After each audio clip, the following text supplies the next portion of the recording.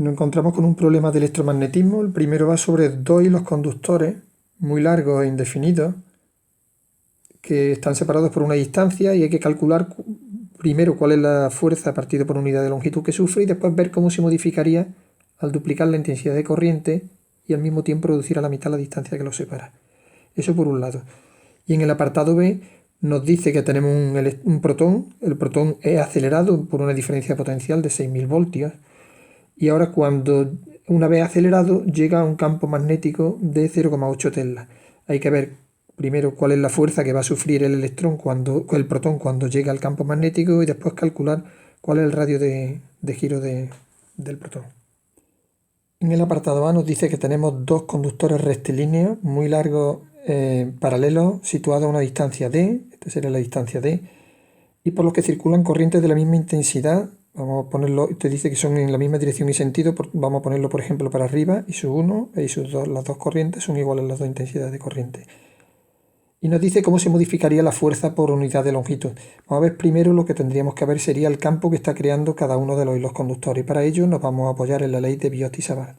La ley de Biot y Savart nos dice que cuando tenemos un hilo conductor por el que circula una corriente, crea un campo magnético que sería igual a nu sub 0, permeabilidad magnética del medio, por la intensidad, vamos a poner por ejemplo I sub 1, que sería el campo que estaría creando la corriente 1 partido por 2 por pi, por la distancia que lo separa, que sería d. Este sería el módulo del campo.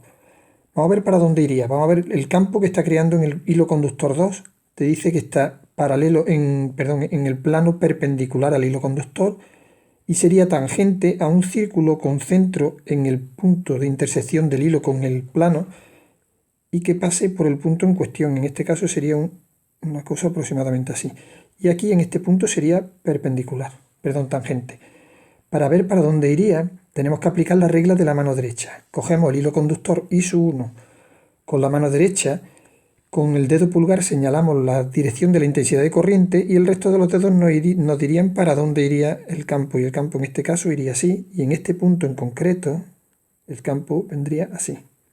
Ese sería el campo B sub 1. Basándonos también en la ley de Lorentz, nos dice que cuando tenemos un hilo conductor, en este caso el hilo conductor I sub 2, que está sometido a un campo magnético, que sería el campo magnético creado por el hilo conductor 1, es decir, B1, va a sufrir una fuerza y esa fuerza va a ser igual a I, intensidad de corriente que pasa por el hilo conductor, sería I sub 2, por la longitud del hilo conductor, por el campo al que está sometido, en este caso sería el campo que crearía I sub 1. Para calcular la fuerza por unidad de longitud, pasaremos la longitud, la vamos a pasar al otro miembro, la vamos a pasar dividiendo y se me quedaría que la fuerza partido por longitud sería igual a I sub 2 por nu sub 0 por I sub 1 partido por 2 pi d.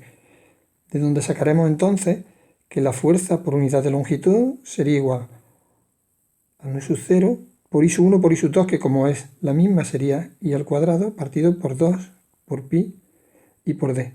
Esta sería la fórmula en la que nosotros deducimos cuál es la fuerza por unidad de longitud que está sufriendo el hilo conductor 2 debido a la acción del campo del hilo conductor 1. Vamos a ver ahora cómo se modificaría esta expresión cuando nosotros duplicamos las intensidades de corriente y al mismo tiempo reducimos la distancia a la mitad. La nueva fuerza partido por longitud, vamos a llamarlo prima, sería igual a nu sub 0 por la intensidad al cuadrado, que hemos dicho que sería 2 veces la intensidad que teníamos antes elevada al cuadrado, partido por 2 por pi, y por d la distancia, que sería la distancia anterior dividida entre 2. Vamos a operar aquí, vamos a dejar este 2, lo vamos a pasar arriba multiplicando y se me quedaría que sería 2 nu sub 0 por, elevando esto al cuadrado, sería 4 intensidad elevado al cuadrado, partido por 2 por pi por d.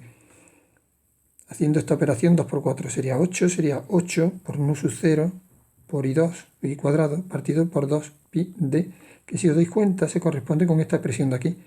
Luego la fuerza partido por longitud que nosotros tenemos ahora, es igual a 8 veces la fuerza partido por la longitud que teníamos anteriormente. Y esta es la expresión que andábamos buscando. En el apartado B nos dice que tenemos un protón que va a ser acelerado desde el reposo, luego lo vamos a tener en esta posición de aquí completamente quieto, por una diferencia de potencial de 6.000 voltios. Y con esto vamos a llegar, lo que va a pasar es que esto se va a acelerar a lo largo de este trayecto que va a seguir hacia acá. El electrón que va a ser acelerado por este campo magnético al sufrir una fuerza que va en la misma dirección de la línea del campo, va a ser una carga positiva. Y entonces cuando llegue a este punto vamos a ver lo que pasa porque ahí sufriría una fuerza magnética. Lo primero que vamos a hacer es ver qué es lo que pasa en este trayecto de aquí hasta que llegue al campo magnético. Para ello tendremos que ver que ya hemos dicho que cuando empieza aquí va a sentir una fuerza que iría en ese sentido y que va a hacer que ese cuerpo, este electrón que hay aquí, este protón que hay aquí, se vaya acelerando, acelerando, acelerando hasta que llegue a este punto de aquí. En ese punto de ahí lo que va a pasar sería que como solamente han actuado fuerzas conservativas, se va a cumplir que la variación de energía mecánica va a ser igual a cero. Por lo que tendremos que la variación que se ha producido en la energía cinética del sistema es igual a menos la variación de energía potencial. Esto sería igual energía cinética en el punto 2, que sería este de aquí, cuando llega al campo magnético, menos la energía cinética en el punto 1, sería igual a menos, y vamos a poner esto como Q por incremento de V, la variación de energía potencial. En el punto 1 inicialmente parte del reposo, por lo que valdría 0, tendremos entonces que un medio de la masa por la velocidad al cuadrado sería igual a menos Q por incremento de V. Viendo esto se nos quedaría que un medio de la masa, que vale 1,7 por 10 elevado a menos 27, por la velocidad elevado al cuadrado, será igual a menos la carga 1,6 por 10 elevado a menos 19, por menos 6.000, que sería la diferencia de potencial, ya que va a ir disminuyendo la energía potencial, el potencial.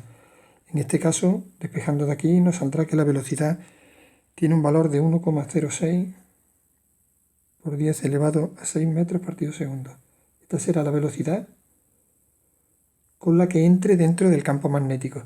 Pero aquí lo que nos dice es calcular el valor de la fuerza magnética que va a sufrir.